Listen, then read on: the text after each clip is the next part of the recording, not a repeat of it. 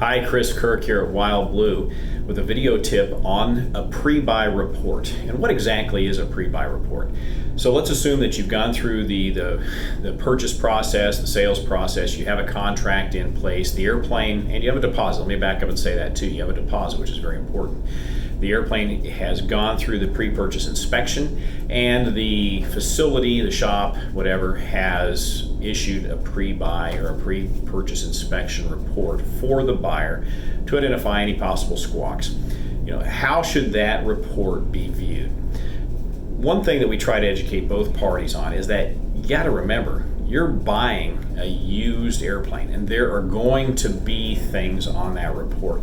We hear lots of sellers say, oh, my airplane's perfect, so on and so forth, and frankly, I've never seen a perfect airplane. I've never seen a perfect airplane that's come out of the factory. There can almost always be something found on an airplane. It's a complex machine, and so don't delude yourself with that mindset that there's absolutely nothing that can be found with my plane, because there probably is. The flip side of it is when you see things as a buyer on that report, some of them you have to take with a grain of salt. Most pre-buy shops are looking very thoroughly at the airplane, and they're going to give you a variety of things on that report. Some of them are just inspections that may be coming due in the future, so you have an idea of what to expect.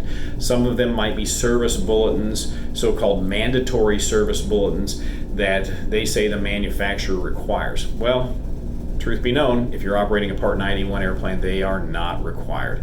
What the buyer and the seller really should be looking for are airworthiness directives that have not been complied with, or other squawks that have not been identified on the airplane.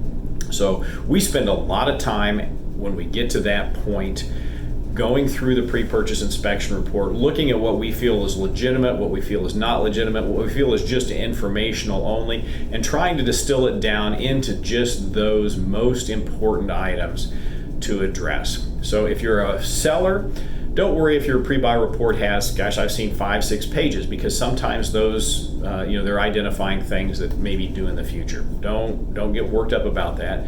And also, if you're a buyer, don't think that a seller is going to pay for 5 pages worth of things. It just becomes a matter of communication, and can we get both parties together so that everybody's happy and everybody's satisfied with the end result. If you'd like to pick our brain a little bit on it, by all means, give us a call, me, Todd, or Mac. We'd love to visit with you, 888-773-4249. And thanks again for watching.